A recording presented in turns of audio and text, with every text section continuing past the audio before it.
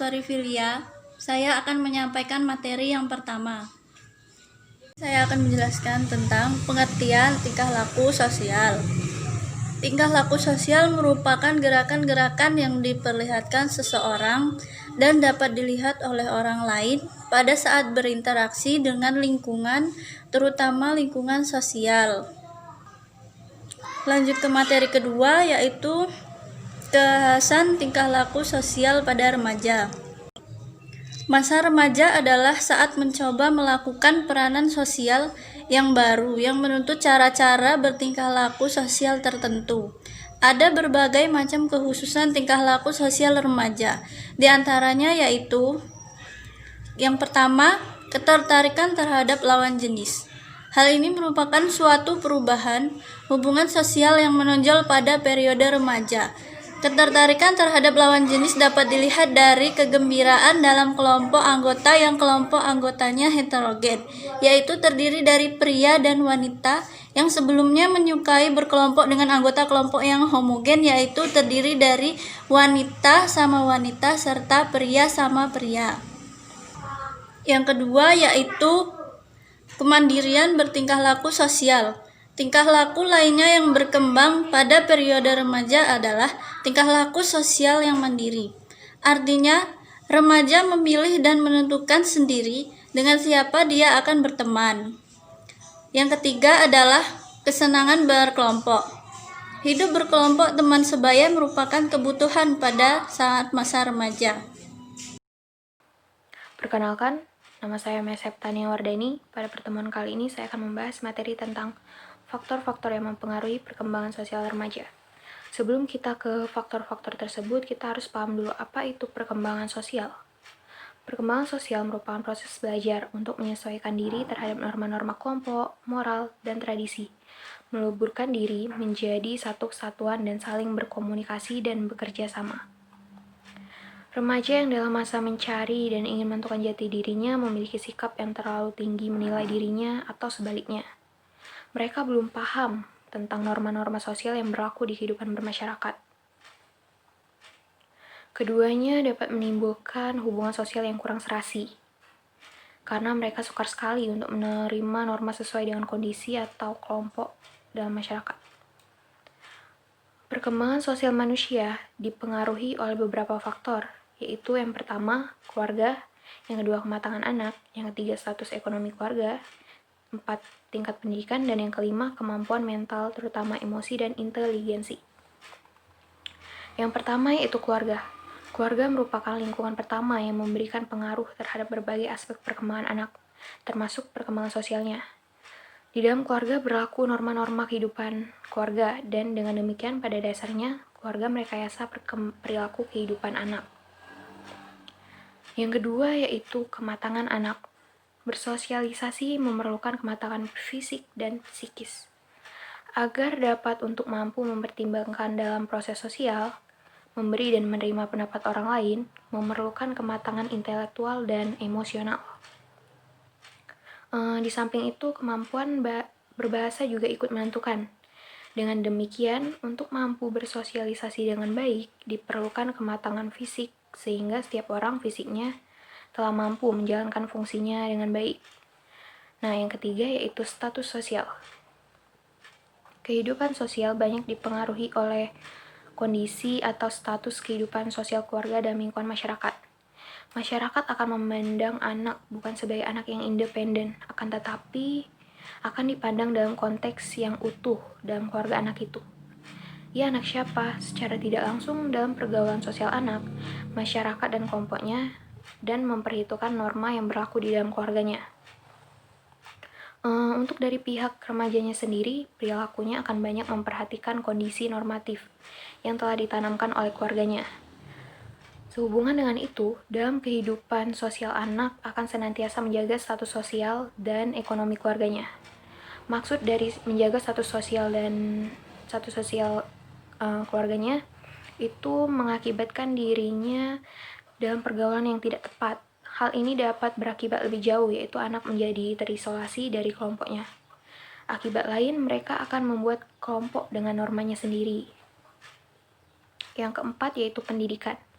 Pendidikan merupakan proses sosialisasi remaja yang terarah. Hakikat pendidikan sebagai proses pengoperasian ilmu yang normatif akan memberikan warna kehidupan sosial anak di dalam masyarakat dan kehidupan mereka di masa yang akan datang. Penanaman norma perilaku akan diberikan kepada peserta didik yang belajar di sekolah. Peserta didik ini bukan saja diperkenalkan kepada norma-norma lingkungan dekat, tetapi dikenalkan kepada norma kehidupan bangsa dan norma kehidupan antar bangsa.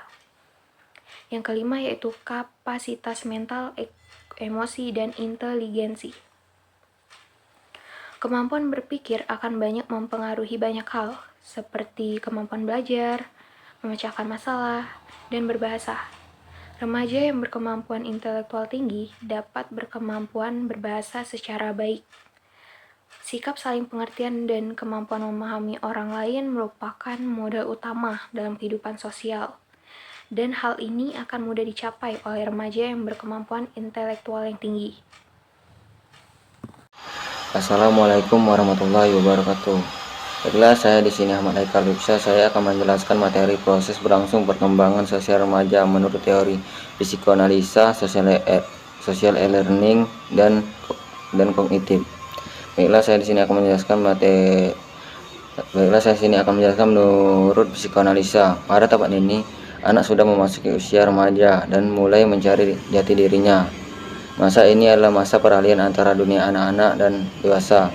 Secara biologis, anak pada tahap ini sudah mulai memasuki tahap dewasa. Namun secara psikis, usia remaja masih belum bisa diberi tanggung jawab yang berat layaknya seorang dewasa. Pertanyaannya, siapa aku? Menjadi penting pada tahapan ini. Pada tahap ini, seorang remaja akan mencoba banyak hal untuk mengetahui jati diri mereka yang sebenarnya. Biasanya mereka akan melaluinya dengan teman-teman yang mempunyai kesamaan komitmen dan sebuah kelompok. Hubungan mereka dalam kelompok tersebut sangat erat sehingga mereka memiliki solidaritas yang tinggi terhadap sesama anggota kelompok. Percayalah bahwa individu tanpa identitas yang jelas akhirnya akan menjadi tertekan dan kurang percaya diri ketika mereka tidak memiliki tujuan, atau bahkan mereka mungkin sesungguhnya menerima bila dicap sebagai orang yang memiliki identitas negatif, seperti menjadi kambing hitam, nakal, atau pecundang. Alasan mereka melakukan ini karena mereka lebih baik menjadi seorang yang dicap sebagai orang yang memiliki identitas negatif daripada tidak memiliki identitas sama sekali.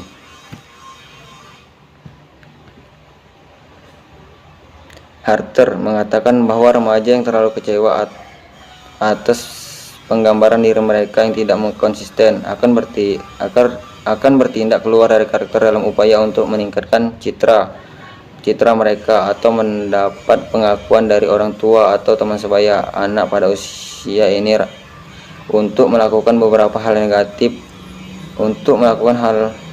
hal negatif dalam rangka mencari jati diri mereka.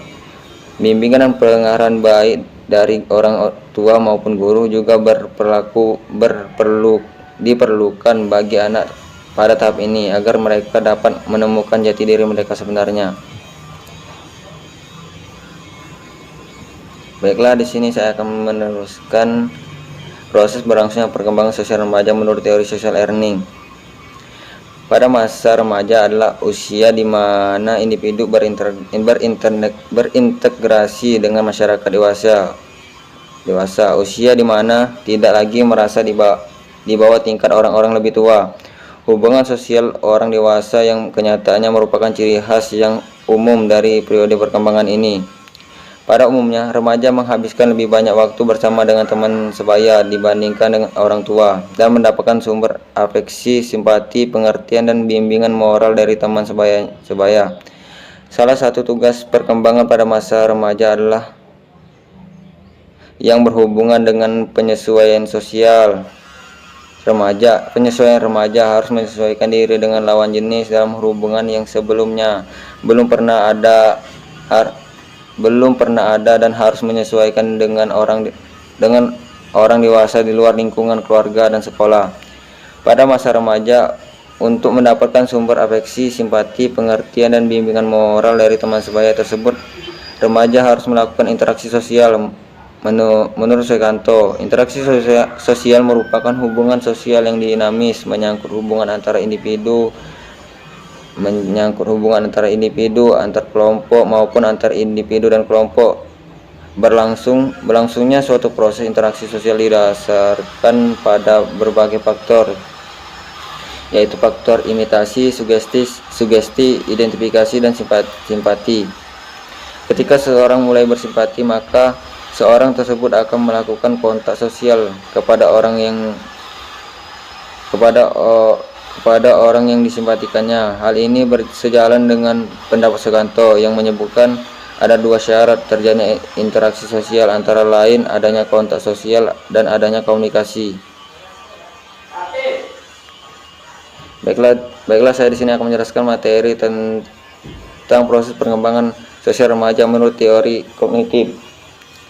Adapun pada masa remaja ini terjadi kematangan kognitif, yaitu interaksi dari struktur otak yang telah sempurna dan di lingkungan sosial yang semakin luas untuk eksperimentasi yang memungkinkan remaja untuk berpikir secara abstrak. Secara garis besar, proses perkembangan kognitif pada remaja dapat dikategorikan menjadi dua sisi perubahan kognitif, yaitu sebagai berikut.